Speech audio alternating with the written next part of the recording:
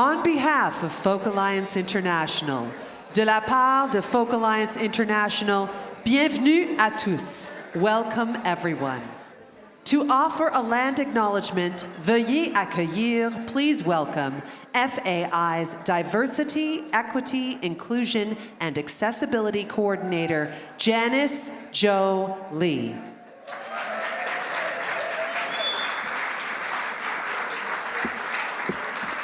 안녕하세요. Bienvenue tout le monde. My name is Janice Jo Lee. My pronouns are she and they. and I'm the DEIA coordinator for Folk Alliance. Thank you. I am a second-generation Canadian settler of Korean heritage, and I'd like to start us off on the land. We gratefully acknowledge that the Folk Alliance International Conference is taking place in Montreal on unceded Indigenous land known in Mohawk as Tiohtià:ke. The Kanien'kehá:ka Nation is recognized as the hereditary caretakers of this land, and it is historically known as a gathering place for many First Nations, including but not limited to the Kanien'kehá:ka of the Haudenosaunee Confederacy, Huron-Wendat, Abenaki, Anishinaabeg, and Anishinaabeg. Tiohtià:ke has been the site of community, human creativity, and storytelling for thousands of years. Folk Alliance is committed to the ethos of folk by creating a welcoming and inclusive space for all. We actively invite participation from historically marginalized, disenfranchised, and underrepresented communities. As part of this mission, we have partnered to support artist-led projects, including the International Indigenous Music Summit and the Black American Music Summit. This year, Folk Alliance is hosting an Indigenous Allies Affinity Group for non-Indigenous folks to ask questions and connect with each other in international solidarity as accomplices towards Indigenous sovereignty. We aim to amplify Indigenous voices and welcome feedback from the community as we do this work. Thank you.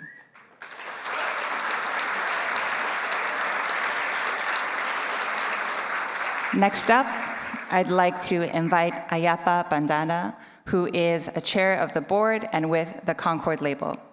Shosanla for Ayapa.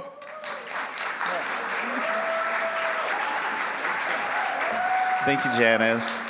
Good morning, everyone. How are you doing? Yes. Folk Alliance is celebrating the 37th Annual International Conference. Thank you for being an amazing part of the heart and soul of exactly that. Yeah, all right, cheer for yourself. You earned it. You deserve it. Our theme this year, Illuminate, draws inspiration from the awe-inspiring Aurora Borealis, a symbol of interconnectedness and a reminder of the power of wonder. We believe that by rekindling that sense of wonder, we can ignite our passion for artistic expression and positive social change. To help us illuminate the path forward, we've gathered two extraordinary souls. First, please welcome Ann Powers, NPR's esteemed critic and correspondent.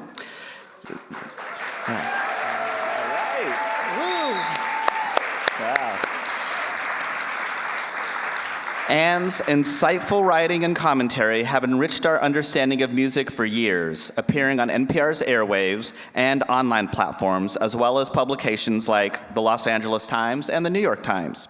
She's also a wonderful, celebrated author, having most recently published Traveling: On the Path of Joni Mitchell. Thank you, Ann, for being here.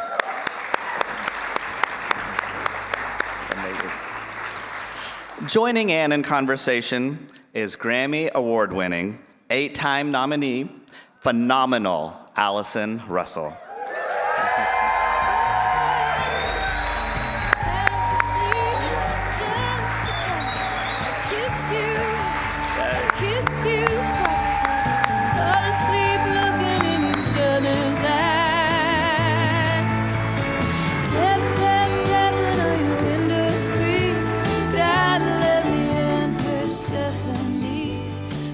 Allison, my friend, my neighbor, my inspiration. Hi, Anne. How are you? I am so well. I am so happy to be here with you all in ma belle ville de Montréal. This is my hometown. Oui, c'est la région de ma naissance. Je suis née, élevée ici à Montréal. It's just a joy to be here. So thank you so much for being here with me. We were just talking a little bit about the first full circle of your being here, and I thought I would ask you to share the reflection you were having earlier about exactly where this place is. We are physically less than 0.2 of a mile or 0.4 of a kilometer away from Le Basilisque Marie Reine du Monde. And it's a beautiful cathedral just right around the corner here. And I used to, when I was 15 years old and living unhoused for a time in the city. I used to go there and sleep in the pews. And it was wild to walk into the hotel last night and realize how close I was to that. I went to an alternative high school just down the road in the same building as FACE, but it was called Mind, Moving in New Directions, across from McGill University. So I would haunt this region, the McGill ghetto, and around here I would sleep at Marie Reine du Monde, which is literally less than a mile from where we're sitting right now. So it really hit me. Just, I think we all experience this, you know, we bring with us every version of ourselves from birth onward, everywhere we go, and certain times, certain places remind us of an earlier version, and all the ages of myself are present, so present in this town. So I was really feeling that when I got here last night. I love that how you express that, because it's something I feel about your music. That in your music, all ages of yourself speak to each other across time, you know? And you've given us such a gift in preserving the part of you that was the challenged girl, the brave girl, the broken girl, we're both gonna start crying on the first question? This is not appropriate. But no, really, like that is something so beautiful about what you do, and I think speaks to the title of your latest album, The Returner. Yes, yeah. Can you talk about the idea of return? The idea of returning to me is rooted in joyful survival, and the fact that all of us, no matter our lineages, no matter our experiences, no matter our heritages or where we hail from geographically, we come from long, long, unbroken lines of survivors. That's why we're here. We're miracles. We're walking miracles. And our ancestors were walking miracles too, and every single one of them endured times harder than these. And when I have been at different points of crisis in my life, or at different points of being almost overwhelmed by despair, something calls to me, and I like to think it's like the matriarchs in our mitochondria. Like, you're okay, it's okay, keep going, you know, like, and so there is that, in that idea of a returner. We're all returners. We are all overcoming things. We are all transcendently overcoming traumas we've endured, every single person. And I wanted to celebrate that. I think that we tend to, in our culture, want to either hide things that have happened. I mean, we're going through a funhouse mirror version of that right now in the US. I'm a Canadian citizen, but I've lived in the US for over 11 years. My daughter was born there. She's 11 years old. I'm a green card holder there, so I'm a new immigrant in the US. And, you know, we are going through a phase of, unfortunately, a fascist resurfacing, rooted in fear, rooted in denialism, rooted in trying to hide the past or rewrite it instead of simply facing it and making better choices so that we don't have to repeat it, right? And nothing can be changed unless it's faced. And I think that's what The Returner means to me on a personal level and on the macro level as well. Well,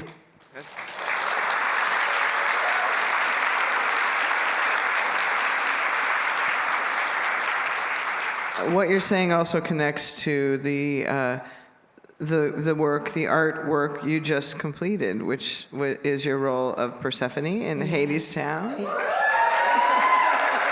I had to wear the green dress in her honor, yeah. And, you know, the theme of our conference this year is illumination. Yes. And I thought, well, what better keynote than someone, who just radiates light, but also who has recently been deeply inhabiting a role.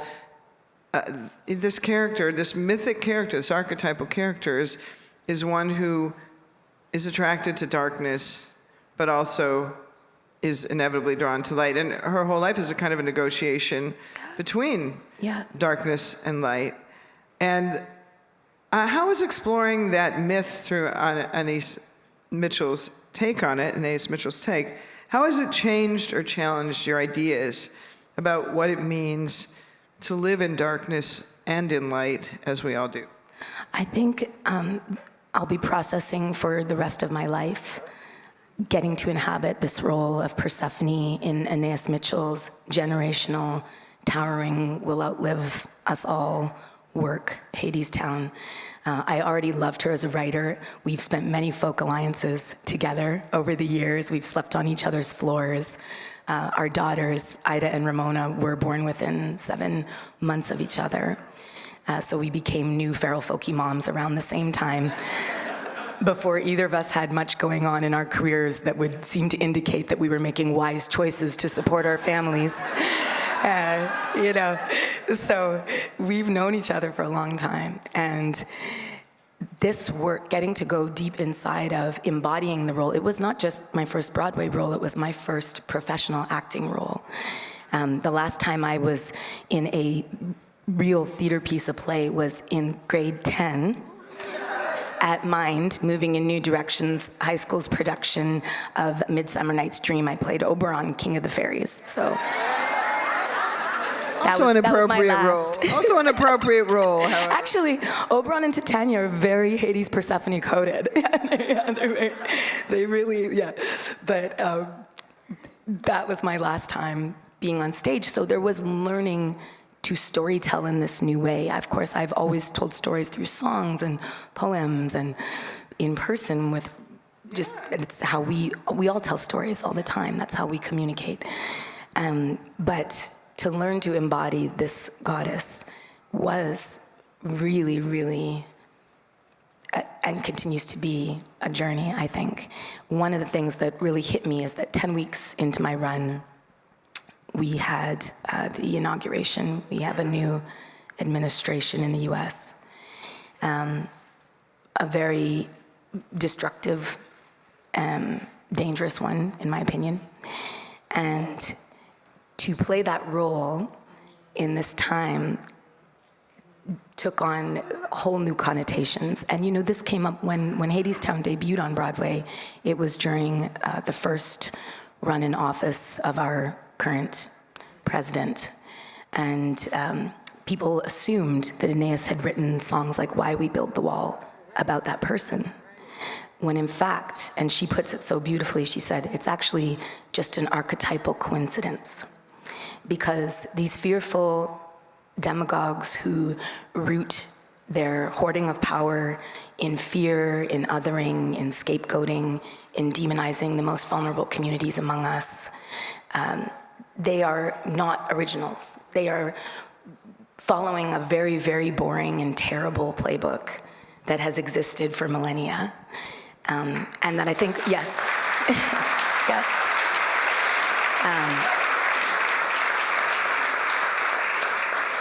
That I actually think we are in a unique position now with the speed at which we can connect. Huge groups of people can, and of course we see the problems with that. We see the distortions of our online spheres, the way that bigotry and bias and negativity bias has been programmed into algorithms, and the ways that that can really, really harmfully impact communities. But as we become more savvy about those things, and I really notice it with our Gen Z and our Alpha generations, they are very much more savvy than geriatric millennials like me and Gen Xers and, Or geriatric Xers like me. They are very, very much more savvy about how to navigate it and what is real and what is not, and when they're being pushed towards something they don't want to be pushed towards and when they are not. And I'm learning so much from them, and it gives me so much hope. The Hadestown audience and the Hozier audience, I was, right before Hadestown, I did 53 dates on Hozier's Unreal Unearthed tour. And it was my first time in my life playing to very, very young audiences. The average age, I would say, sort of 15 to 25 is the average age range of the majority of the audience, I would say, for both Hozier and Hadestown. And of course, as we all know, our beautiful folk community is growing and getting more diverse and younger. But when I came up 24 years ago, there weren't too many of us that looked like me. And so, I am thrilled to be here today and to look around, and there are plenty of people that look like me in the audience today. It's thrilling. Yeah.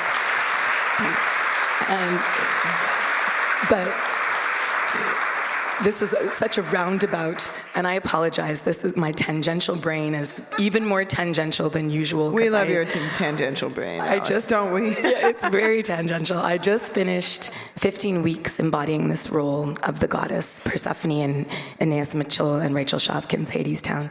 15 weeks, 8 shows a day, and I didn't miss one, so I'm still kind of coming back to earth. And that ended Sunday. And here I am with y'all today. It's Thursday, so yeah. We're so Happy grateful to be here. Yeah. Well, one more little bit about Persephone. So it's interesting because, I always thought of that mythic figure as a teen, as a young girl. And, funnily enough, my first performance was in a puppet show at the Seattle Public Library that I made a 3-headed puppet to enact the myth of Demeter and Persephone. So That's amazing. So I love this myth too. But in Hadestown, Persephone matures and actually, grows into this figure who kind of reminds me of character from like Cabaret. Like there's a little Weimar there, there's a little Bertolt Brecht there. And so what of Persephone do you perceive of as young, as sort of mirroring or, drawing in this younger audience? And then how important is it that she has matured, grown, and you embodied that aspect too? Well, the journey of Hadestown in Act 1, Persephone is self-medicating. She's at odds with Hades. He resents more and more every time that she has to return to the world. But of course, she has to return to the world or the world dies. Because her mother, Demeter, is in such sorrow and rage when she is gone that all production of life and goodness stops. So if Persephone doesn't return, the world will die. However, in the Hadestown world, Hades sees it as a betrayal, sees it as being abandoned. She, of course, is resentful of the fact that he makes harder for her what she must do.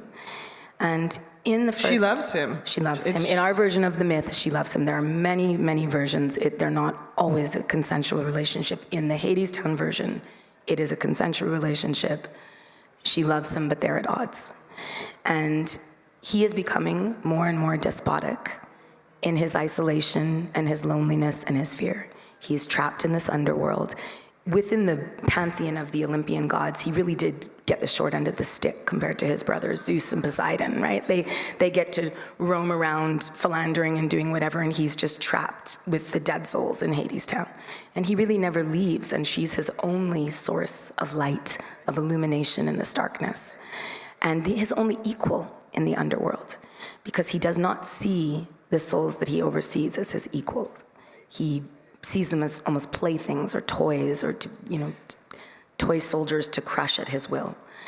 And the only thing that humanizes him, that keeps him in touch with his own godly, of course, in this case, they're gods, but their own empathy and compassion is this his connection, light? his love for Persephone, who is the light in his life.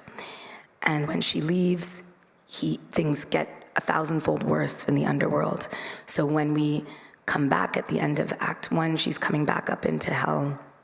It's gotten far worse, and he's built a kind of an industrialized town, and he's turned all the souls of Hadestown into workers, into slave labor, essentially. And she's horrified. And Act 2 is a reckoning where she wakes up, she eventually stops self-medicating. She is awoken by Orpheus and Eurydice, these beautiful young lovers. And in my version of the goddess, in my backstory for her, I went to the Orphic legends. There is a branch of Greek mythology believed to have been sung and taught by Orpheus after Eurydice goes back to Hades, and he traveled the land and he sang these tales. And in one of the tales, he sings of Persephone that she, in fact, was a grieving mother, that she had a child by her father, Zeus. And this child, Dionysus, was kidnapped at the behest of Hera. She had the Titans kidnap the child and murder this child, consume this child. So I came across that Orphic legend years ago, and when I was preparing for this role, I knew that I wanted to embody motherhood into my version of the goddess, because I think that is what awakes her. It is seeing these beautiful young people in love and having her sense of responsibility for them and for all humanity be reawoken. You know, in my version, since the death of her child, since this cycle that she's in with Hades, and she's been kind of self-medicating and checked out. And it is feeling again, it is grieving again, it is realizing her own culpability that as bad as things are in Hadestown, they could never have gotten that bad had she not been complicit, had she not allowed it to happen. She was the only force that could stop him, and she didn't. That's the theme So that goes through your own That work. was a big reckoning as the character. The hardest moment in the whole show for me, it happens in Why We Build the Wall. Eurydice, Hades brings Eurydice up into hell, staging this big kind of rally, this sort of fascist rally. Why we build the wall to keep us free. The wall keeps out the enemy is poverty. You know, that it's a very, and again, archetypal coincidence to what we are living in America and globally. We're seeing a rise in this fearful thinking that believes in manufactured scarcity, that believes in harming one community to benefit another. And it's never worked and it never will. And also that believes, and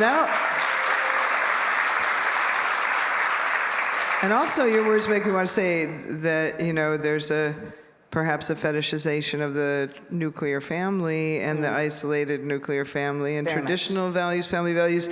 And this brings up a very important part of your work that's both in your songs and also in the way you have formed your community and performed. How many of you have all seen Allison on her last tour? With your chosen family, with your circle.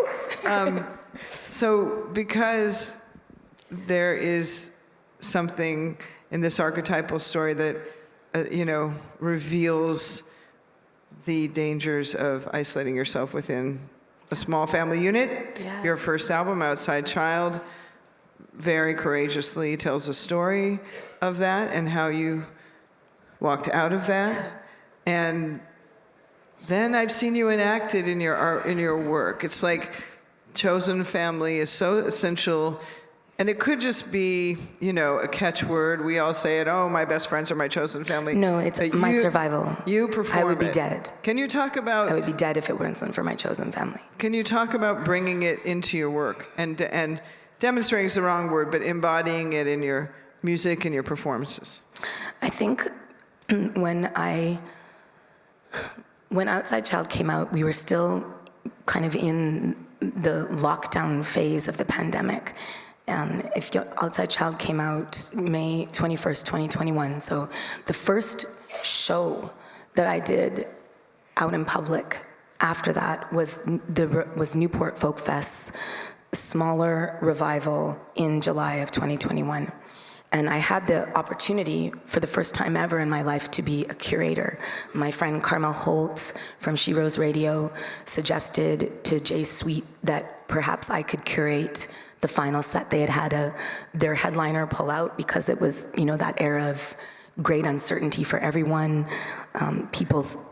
Everyone had different thresholds of what felt safe to them, and we still do. So I ended up being invited to curate the final set of Newport in 2021, the first weekend. And I was the first Black woman to be invited to do so. I mean, famously, a woman that curated it before me was Judy Collins, and that's why we know who Joni Mitchell and Leonard Cohen are, right? She curated them to play that festival when nobody would hire them. So being in that lineage of getting to curate, of thinking outside of the box, was thrilling. And I'm gonna pull up, I printed out a couple of things just because I did not trust my Broadway brain. This is the first keynote where the person comes with like a sheaf of notes and ready to go. I have notes because I'm a nerd. Yeah, that's what I do. Love that. Now, what I should have done is put sticky tape to indicate each one, which is what I did with my Hadestown binder when I was learning the role, little sticky tape everywhere. As you're looking, I'll just mention Yes. that why did Odetta never get a chance to curate that stage? I mean, historically, we have to look at that as part of our We need to reckoning look with at our own it. Yes. history, even within the folk world, And we also have to recognize that we're curating all the time. we're all curators. When you loved something, when you're like, oh, did you hear the new Cara Jackson record? It's so amazing. Why does the earth give us people to love? Did you hear it? You're curating. When when you're like, do you know about Rhiannon Giddens' new Biscuits and Banjos festivals? We have to go and check it out. Like, you're curating. Those are curating. When you hear about Brandy Pace and the African American Festival, like, you're curating. We're curating these things when we talk to each other. And it doesn't matter if it's one person that you're talking to face to face, or it's 3 million on someone's platform, or it's 100 on someone's platform. It doesn't matter. That's all a form of a curation when we choose to share things, And here it is. So I was invited to curate, and I ended up calling it Once and Future Sounds, Roots and Revolution. And I'm just going to read, this was kind of like the little mission statement that I wrote about it. On Sunday, July 25th, from 6 to 7:30 p.m. at the Newport Folk Festival in 2021, Allison Russell brought together BIPOC, LGBTQIA+, and active ally visionaries for a landmark collaboration with the mission of placing Black women and active allies at the center of the most prominent headlining set at Newport Folk Festival. Allison chose these artists because their vision, presence, and oeuvre is a fulfillment and expansion of the promise of the foundational folk mother, Odetta herself, and the anti-bigotry origin and her story of Newport Folk Festival. Feet deep in the good earth, hands swaying the galaxies, equal under the listening sky. Once and Future Sounds has only just begun. The Rainbow Coalition is rising and growing. We are more than seeds. We're the soil and the water, the good ancestors. Once and Future Sounds, branches, roots, revolution. It's our time to rise. Artists who participated in the inaugural Once and Future Sounds set at Newport Folk Fest: Adia Victoria, Amethyst Kia, Caroline Randall Williams, Celise, Shaka Khan, Daisha the Rap Girl, Joy Oladikan, Cam Franklin of The Suffers, Kashana, Larissa Maestro, Megan Coleman, Monique of Sister Strings, the Resistance Revival Chorus, Sunny War, Yasmin Williams, Yola, supported by Lucius, Margot Price, Brandy Carlisle, Megan McCormick, Dan Nobler, and Drew Lindsay.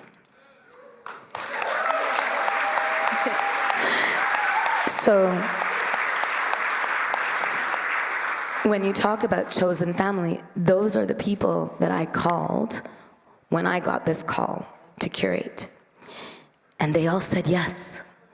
And they all helped remove obstacles. And we didn't have enough money to pay people because Newport, to their credit, the Newport Folk Foundation spent the pandemic giving out grants to musicians to help us keep going through the lockdown. Because a lot of us became food insecure, a lot of us became housing insecure when the gigs dried up. And they helped do that, but when it came time to put on this set, there wasn't money. And I want to give a huge shout out to Brandy Carlisle and the Looking Out Foundation, and to Nathaniel Rateliff and the Marigold Project, because they financially supported that set so that I could pay Black and queer women to play on Mother Odetta's stage. And I'm so grateful, so grateful.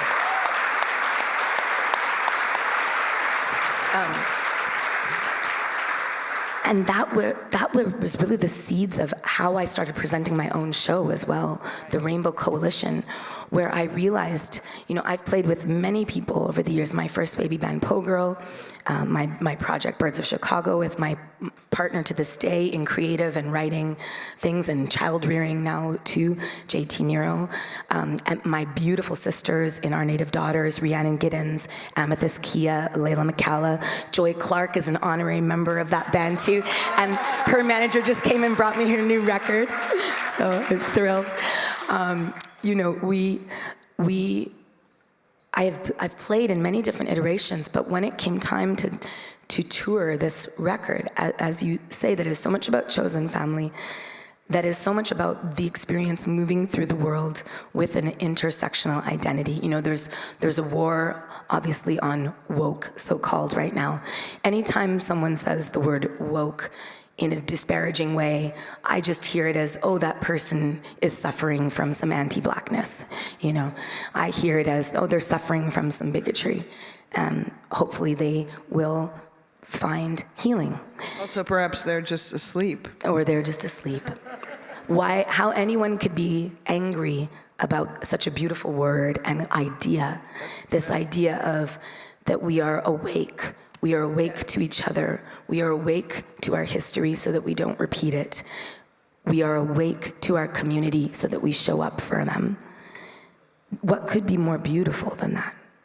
To be conscious, to be mindful, to be Write that down. awake and with each other. Write that down.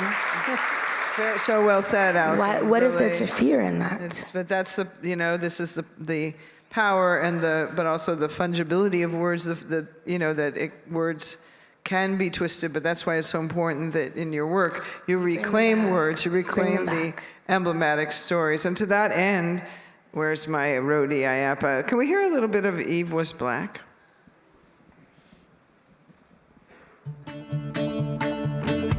That's Sister Strings. They did this string arrangement. Monique Ross on cello, Shanti Ross on violin, me on the banjo. Eve was black, haven't you heard? The mother of all was dark and good. Eve was black, didn't you know? Is that why you hate my black skin so? Is that why you hate my black skin so? Does it remind you of what you lost? Do you hate or do you lust? Do you despise or do you yearn to return, to return, to return? Back to the motherland, back to the garden, back to your black skin, back to the innocence, back to the shine you lost when you enslaved your kid. So you took on the... you took on the origin myth there, but I love how in that song, in that first verse we hear you just say, Eve was black, didn't you know? Just like, of course. And I'm making a reference very specifically to, again, I'm a nerd, mitochondrial Eve. Mitochondrial Eve is real. And the human genome has been mapped. We are one species. We don't have separate species, no matter what color we are, or what gender we are, or what orientation we are. We're one species, and mitochondrial Eve to me is so thrilling. Mitochondria is so magical because it is this unbroken line to the earliest origin of our species. And mitochondrial Eve arose on the continent now known as Africa, and of course our species migrated all over the planet, and we adapted to different geographic stressors and weather stressors and all of that. And we have this beautiful diversity, which is not a dirty word, but in fact the prerequisite for life on Earth, which is all the life we know of in the universe. So yay diversity. Yay mitochondrial Eve. Let's celebrate. And I want to talk about the musical setting for your argument that you make in that song, and how it is, and the Returner in general, it's the growth of your sound. It's an expansion beyond kind of whatever. The genre names are useless in a sense, but like this is where gospel meets folk, meets country, meets all of it together. And talk about, that as an aspect of the Return. I've only ever listened to music that way. I have never listened to music based on the false construct of a genre that was, originally conceived of to sell furniture and then records. It's by questionable authorities. So that's not how music works. It's my beautiful sister Rhiannon Giddens has elucidated upon this very thing so eruditely and fulsomely, and I highly, highly recommend checking out some of her work in that aspect of connecting the dots, between the music through the African diaspora, through to the Middle East, and then to Europe, and then back again, and indigenous influence. There's no rock and roll without the indigenous rhythms meeting the African rhythms here in the Americas. And when I say Americas, I'm talking Caribbean to the Arctic Circle, all of the Americas. And, music resists all limiting. Just as I think we resist all limiting, really. Our spirits, our hearts, who we are, our communities. I think that we actually resist the fear-mongering very innately. Children do, very innately. And slowly we lose that sometimes as we grow up. But art reminds us. This, and I will say this, it's not just the art, it's how we receive it. We're in a room physically together right now. This whole weekend, we're gonna be in little rooms, meeting each other, sitting on a bed, cross-legged, hearing your new favorite artist, just pouring your tears out. They're sitting 10 feet or less away from you. Marshall McLuhan, who is a fairly famous Canadian philosopher, famously said, the medium is the message. And what he meant by that is how we say something, the way that we say it is as important. There is as much information in that. It can affect us. There's as much in that as there is in the message itself. And there is, I think of these kinds of gatherings, they inoculate us against the distortions of algorithmic online fear-mongering and echo chambers. They literally inoculate us against it because we've seen each other. We met each other. You met your new favorite trans artist, and you know that they exist and that they're not scary. Like, you don't need to be afraid. You don't need to deny someone's existence. There's no need. Well, speaking of the medium as a message, I want to talk a little more about the returner as a whole. And it's interesting, given the theme of illumination, because I did a little nerdery myself and went through the album and was noticing that you use the motif of light throughout that album. I mean, on the title track, you call yourself a real light beam. In the love song, sex song, All Without, All Within, you and your lover are sunlight as well as shadow. The sun is playing on your bodies. In Eve Was Black, you talk about how we need to recapture the shine we lost. And then I want to listen to a little bit about of Springtime. Can we just play a little? Because I think this is a song. Well, listen first.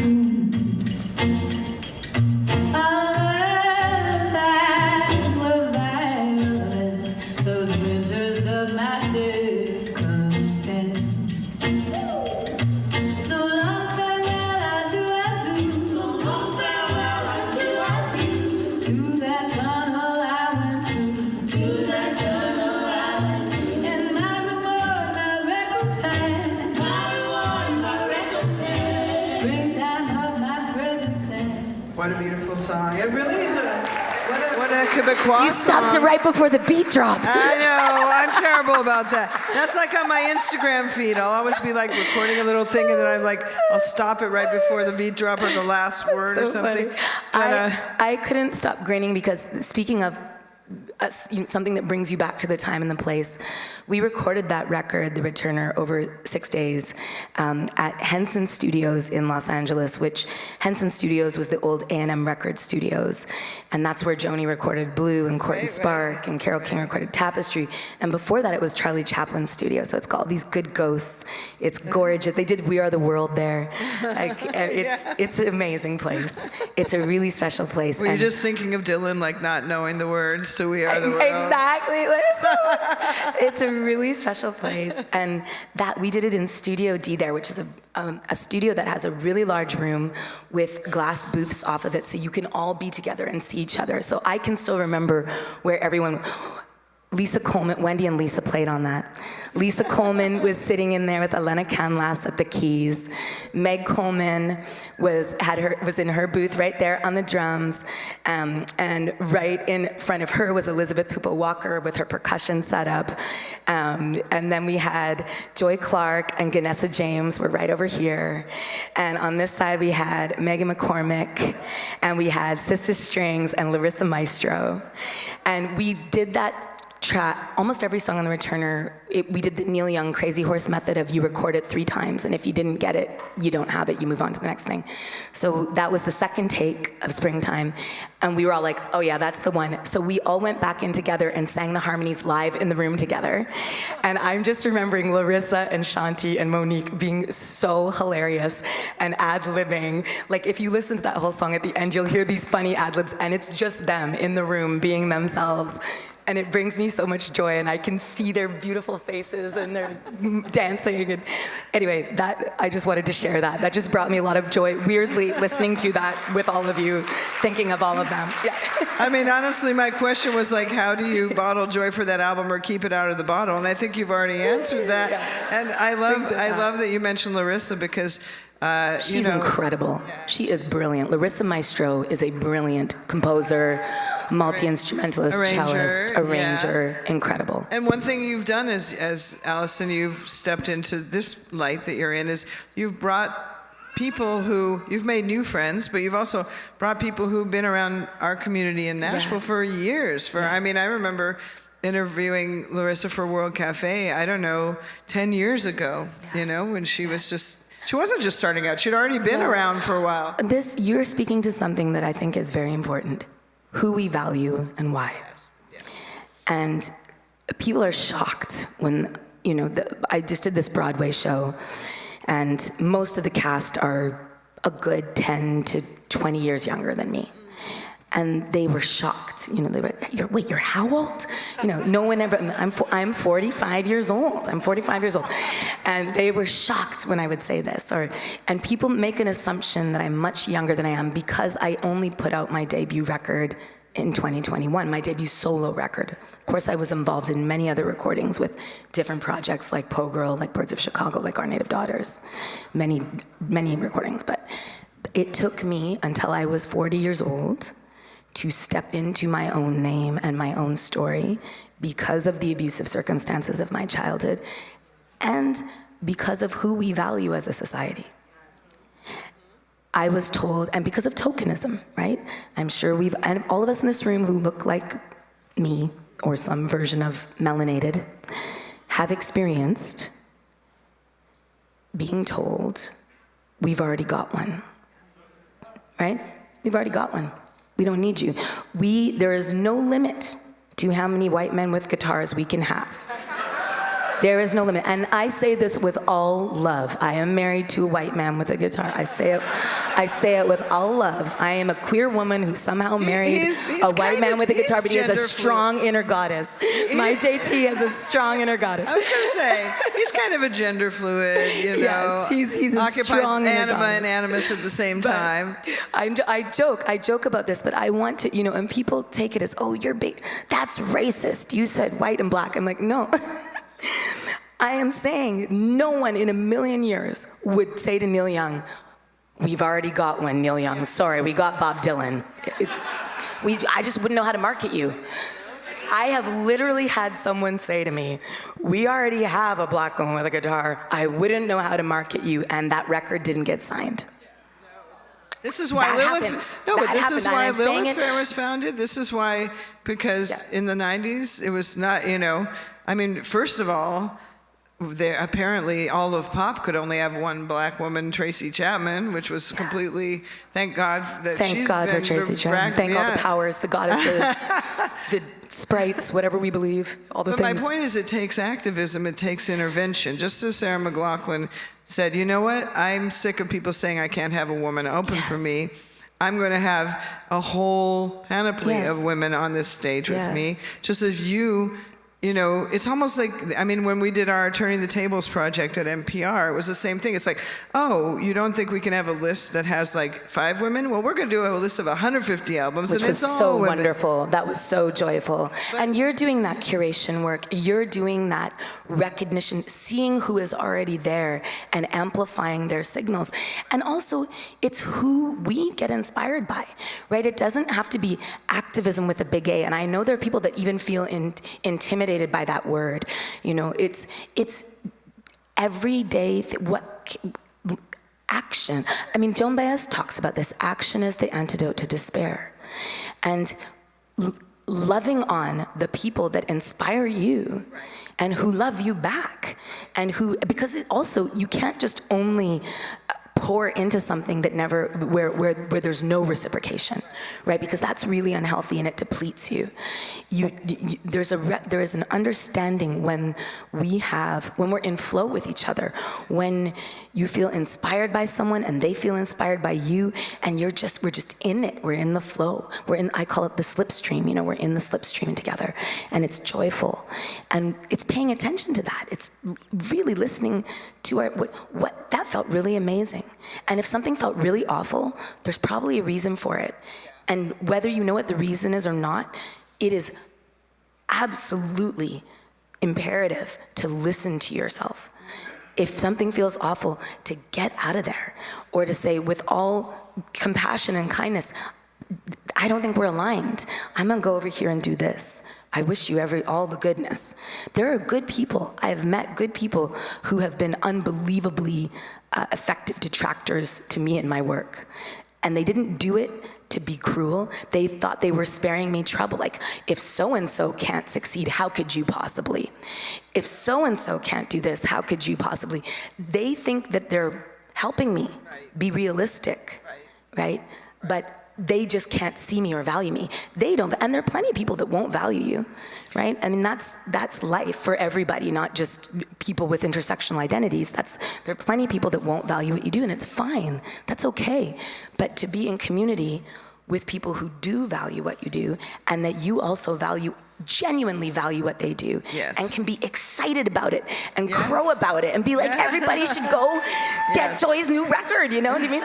Like, you get excited. Everybody should go get the new Transa album, which is 8 albums of brilliant genius that Sade and the Red Hot Org put together that I got to be part Transa, of. The amazing. Transa record it's 8 records. Yeah. It's a journey. It's incredible. If you have people in your life that are afraid of other humans who are trans, have them listen to the Transa journey, because by the end of it, they're just going to be crying and sobbing and feeling love and connected. Did you? I'm just thinking of this question now, but did you, in your career? I mean, we're talking about doors that were closed, but when you're talking about how people in the industry, even good people, as you're saying, try to help you, were you ever directed into an area that, why am I being directed there? Like, were they ever like, well, you should be doing something more R&B, or like? Oh yeah. Oh, plenty of times. Talk about that a little bit. Yeah, plenty of times. The stereotyping of what Black artistry can encompass or not, which of course is everything. Right. But yes, I mean what is more interesting to me are the people that hear you, get it, and then directly take action. And I need to shout out once again Brandi Carlile, because the Brandi Carlile is the reason anyone heard Outside Child. It was the lockdown. We were broke. We were living in Rhiannon Giddens' place in Madison, Tennessee. She had gotten that place when she was on the show Nashville. If y'all remember, she was on the last couple seasons of that show, and wonderfully, famously brought both her minstrel banjo and the bones onto that show, which makes me so happy. Anyway, we had been all living there at one point. Rhiannon's 3 kids, and Rhiannon and my partner JT and I, my ex-girlfriend Anna, and our chosen sister Yola, and our daughter Ida. We were all there at one point. Rhiannon's life took her back to Ireland, so it was Yola, Anna, JT, Ida, and I locked down together. The gigs were gone. We were doing online concerts. If we didn't have the community that we have, the community that have embraced us, from house concert throwers and promoters to friends that we met at festivals, to friends that we met here, to friends that we met on stage, helping us, we would have been housing insecure, we would have been food insecure by the 5th month of the lockdown, because we didn't have savings to carry us through. We were working poor, we were subsistence touring, and I had been subsistence touring at that point for almost 18 years, you know, when the pandemic hit. And I had no plan B, you know, I just didn't. And so in the midst of all that, I send Brandy my record, and she and her wife, Catherine, really listen to it. Yeah. And they champion it. Yeah. And she starts making phone calls. And the next thing I know, I'm on a Zoom, because that's how everything happened. And I mean, I got signed to my first publishing ever, and my first record contract ever as a solo artist on Zoom during the lockdown in 2020. You know, I mean, so surreal. And it was because of Brandy, and it was because of Brandy calling Margie Chesky at Fantasy Records, which is part of the Concord coalition of labels, and saying to her, you know, if you don't listen to this, I'm never gonna work with y'all again. I mean, she said something hyperbolic, you know? And so then Margie listened to it and did connect with it. So Brandy's intuition that Margie would get me and get the record was correct. Right. But she took an extreme measure for it to be listened to. But it's what people say about you when you're not in the room. Well, that's who you find out who your people are, you know? That's so true. But honestly, Outside Child is undeniable. I mean, I remember, Allison, I'll never forget when you had this gathering in Nashville, and you and Abby Washburn, Right, and Abby you Washburn, were like, I mean, all these different musicians were there, all the musicians who played on the album, Dan Nobler, who produced the album, and you made this beautiful booklet, which I still have, with the drawing on the cover of you as a young child. That's my grandfather's drawing. My grandfather drew that. Oh my gosh, it's amazing. Yeah. And I'll never forget listening to that album, and I think you were like lying on the floor with your head cradled in Abby Washburn's lap. Yeah. Because and how Layla, intense. My sister Layla McCalla. Yeah. Layla and Abby and I, because we had a holding sleepover. your hand. Layla we had a holding your sleepover. hand. Abby and Layla and I had a sleepover that night. But the impact, I mean, I'm sure all of you know Outside Child, and the impact of that story and how you told that story was so intense. And that leads me to want to ask you, because we've been talking, you know, very appropriately, especially in this moment in history, about joy, about connection, about power. But we need to talk about telling hard stories. Yeah. And you've told different kinds of hard stories. So let's start with that story, which I don't know, we don't need to, everyone knows Outside Child, right? Let's just, okay. One of the greatest albums of the 21st century, period. If there's anyone listening at home who does not know it, essentially my first record, Outside Child, is an autobiographical piece. It is reckoning with my childhood right here in the city of Montreal that was blighted by very severe abuse. My mother was very young when she had me. I was in foster care for several years, and then she ended up marrying a man, an expat American, actually, from a sundown town in Indiana, old enough to be her father, old enough to be my grandfather, born in 1936 in a sundown town. So a man who was ideologically abused by the community he grew up in to indoctrinate our children into hateful ideologies of supremacy is, in my opinion, one of the most severe and insidious and difficult to heal from forms of abuse. He was also abused by his family physically. So he brought all of that with him when he came to Montreal and when he adopted me. And that was, you know, the first 15 years of my life were a war zone.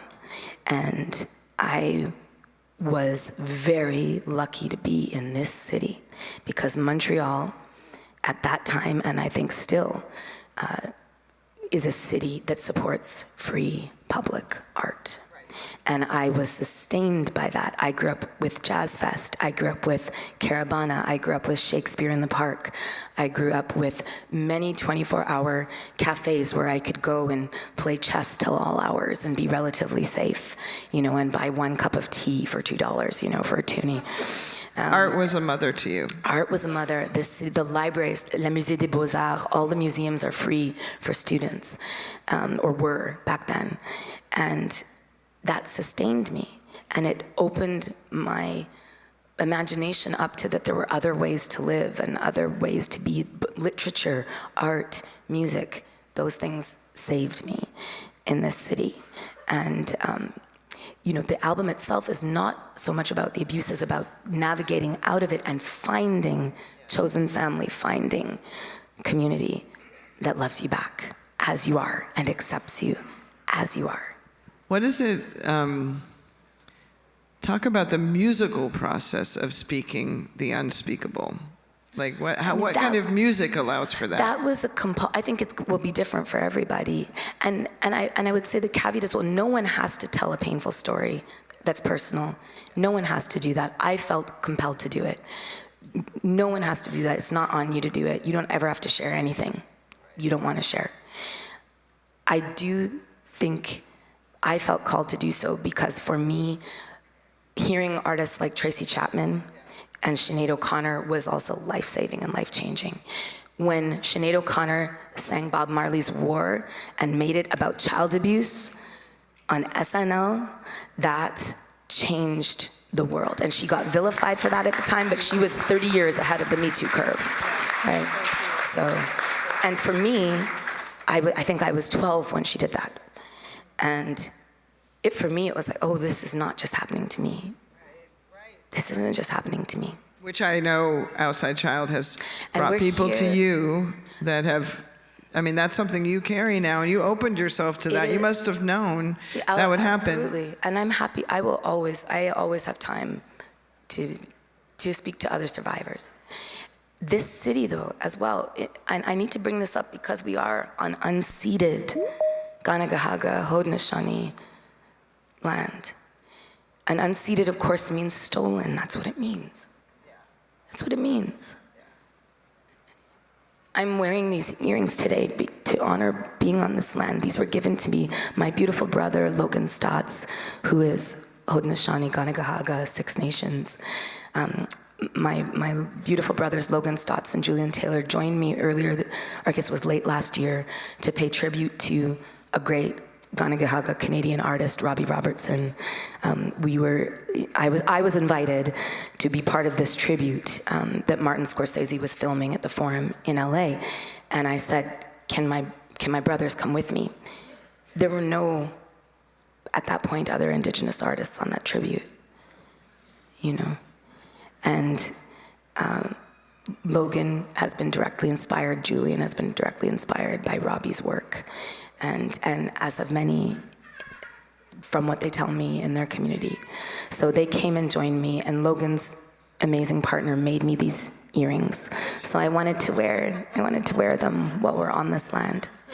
Well, bringing that up, you know, and I know we're about out of time, but I do want to just play a tiny little, well, there's two I'd like to play, but we'll just, because when we started talking about the myth of Persephone, and speaking of reclamations in history and the bigger view and all of that.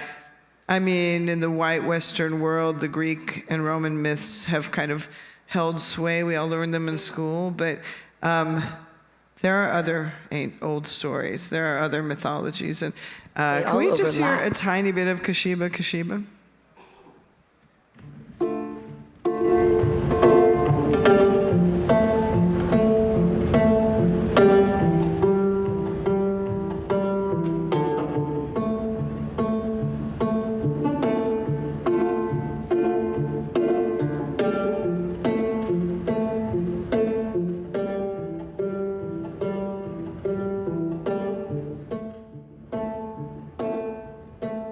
Kashiba, Kashiba.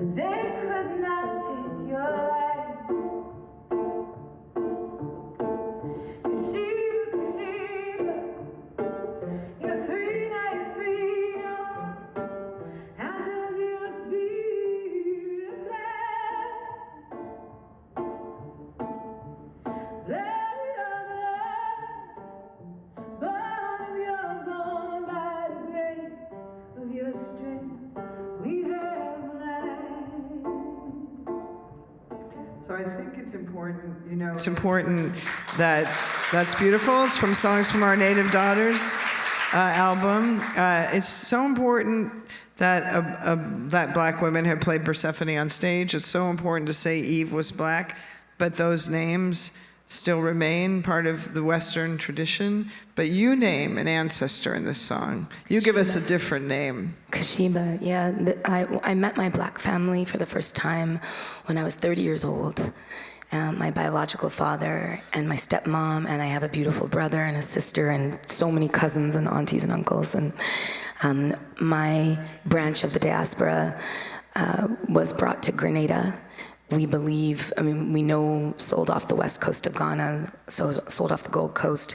Of course, we don't know for sure where on the continent our ancestors came from, but a historian was able to trace our furthest back matriarch that we could find is a woman named Kashiba, who survived that Middle Passage, who was sold to plantations in Trinidad and Tobago for a time, and then ended up in Grenada, ended her days as a midwife, apparently quite a famed midwife. Her enslaver would sell her services to other plantations in the region, but she ended her days there.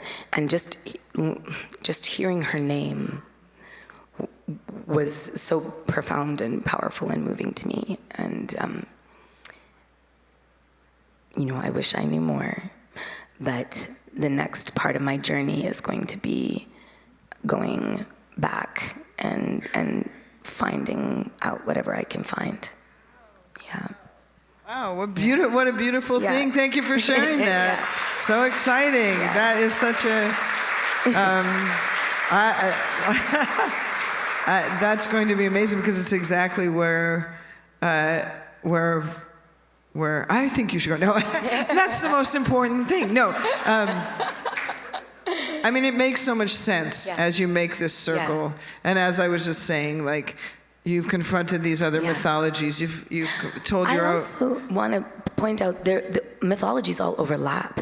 One of the things that struck me as I was studying this role of Persephone, I was really bringing in elements of what I have learned and gleaned about the Orisha Oya. Kali came into it as well. These maker, unmaker, there are many traditions that have a goddess that is both a mother. The name Persephone means bringer of destruction. When she goes to the underworld and becomes the queen, she's the bringer of destruction, But an unmaker and a remaker, a force of rebirth as well, which is painful and which entails a bunch of preceding trauma, And a returner, like yourself. Returning, yes, perennially, irrepressibly, annoyingly, maybe. I don't know. And on that note, we have gone over time. We could talk all day, but thank you so much, Allison. And power.